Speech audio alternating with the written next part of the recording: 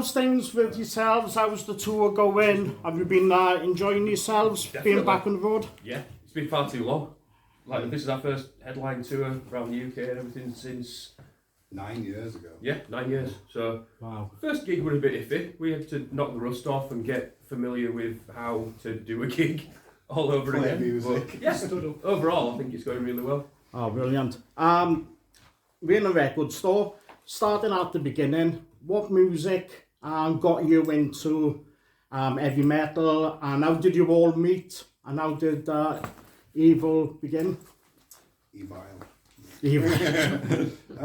My older brother Matt, who's no longer in the band, he got me into Metallica, and you and Matt, you're not Ben. You're Ben. I can be for this interview if you want. Yeah. You and Matt, Yeah. from school. Yeah, we used to jam some Metallica stuff after school, and Matt used to jam along with guitar. I already kind of played drums a little bit anyway, so it was just a commonality that we both shared, and then all got into playing guitar a bit later on, and that was kind of the trio that kind of got the band together. Yeah. Then we did a bit of research and looked for a bassist and found Mike, and that was it. Can you remember your very first vinyls you purchased? For when you were me younger? personally, it was Kill 'Em All on vinyl. Mine was Live After Death, Iron Maiden. It was in a record store as soon as I walked through the door. Brilliant album. Yeah. Vinyl, I think my first vinyl was See You in Hell, Grim Reaper. Amazing. Original as well. I've never had a vinyl player. What about CD? CDs. Freaking mainly EVILE, really. I have all of the EVILE albums So on fine. physical. So, but yeah. Hell Unleashed was released in 2021, which is crazy when you think about it, that we only now getting to tour the album. How difficult was it writing and recording during the pandemic, and did you have a lot of issues in the studio, or?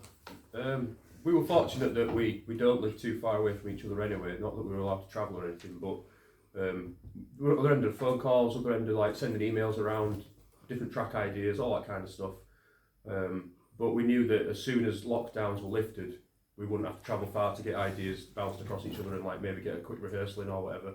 It was weird in the studio because we couldn't have many people in there, so it was mainly me and Ben and Chris. It was Andy Sneap was there, but he wasn't really there much. But it was difficult. Like it wasn't like like before. Like we could record and go to a pub, have a few drinks, go somewhere. But you couldn't really do that. So if anything, it made us focus more on the tasks at hand that we had to do. Got it done in 2 weeks as well, which is we usually take 4 to 6 weeks. So we just like bashed it out. Yeah, 4 to 6, not 46. 46. You can't afford that. Funny you should say that, because I've asked that question to a lot of musicians about the process they've gone through during the pandemic, and a lot of them have said that it got them more focused rather than where they felt as though they had to get the album done because so many people were booking into the studios. They managed to prolong it and keep it going for a lot longer. It helped us in the sense that the songs were written. We had the issue with Matt, and then Matt left, but it gave us that extra opportunity to listen to the songs again and think what else needs doing instead of just saying they're done. Like I drive to work and listen to them and like pick out little things, and it gave us that extra like 6 to 8 months of just writing. Personally, I spent the full 4 weeks just going to a room, having my drum kit set up, and just drilling myself on the actual songs. It's the first time I've ever put that much prior work in before actually writing different parts in the studio when it comes to actually tracking the album. Yeah. So that preparedness meant that I could get the drum tracks down a heck of a lot quicker than any other album. So I think we had more time to mentally prepare to go into the studio because we knew that while we were there, the time was so important to get done.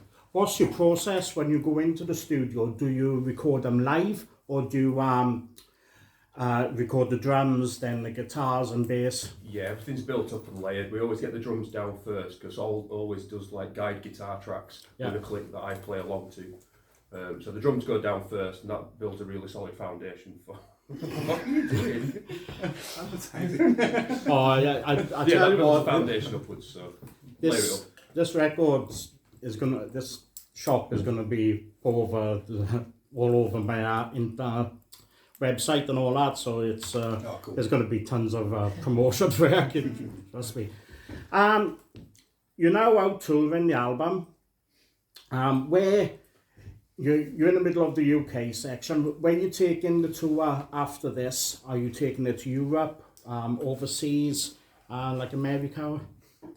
We hope so. It's one of those things. There's still that kind of block in his way because of Brexit, because of the pandemic. You know, so it's kind of watching where we've got things booked. We've had things booked and cancelled and rebooked. You know, so it's a case of, as soon as we get that green light to go, then we'll go. You know, we'll do it. You know, but it's just very, very hard to say yes, we are 100% coming to X place, Y place at the moment.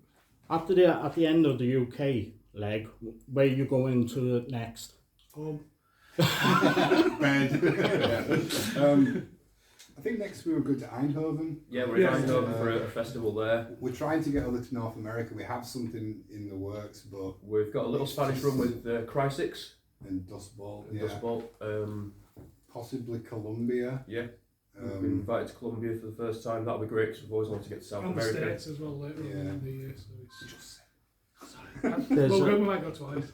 There's quite a big metal following in the South American area. We've So always tried getting there. We've never been able to. So hopefully this time. yeah. We'll be able Well, would it be like festivals you'd be looking at, or would you concentrate on a tour and do like a period out there? I think likely festivals first, and then once we've done that, we'll probably be able to come back. So it's where it's catch-22. A lot of places you've got to have played there to play there. So it will help doing the festival. You know. Finally, going forward with your music, have you been writing any new songs?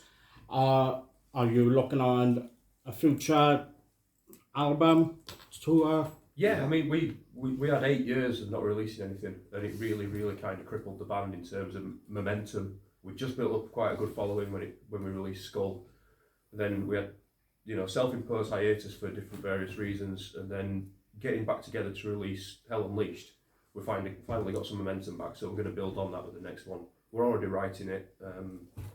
Hopefully get it recorded late this year. Yeah, that'd be good. Oh, brilliant. That's the objective. If we manage it, brilliant. If we don't, then it'll be early 2023. It's been amazing speaking to you.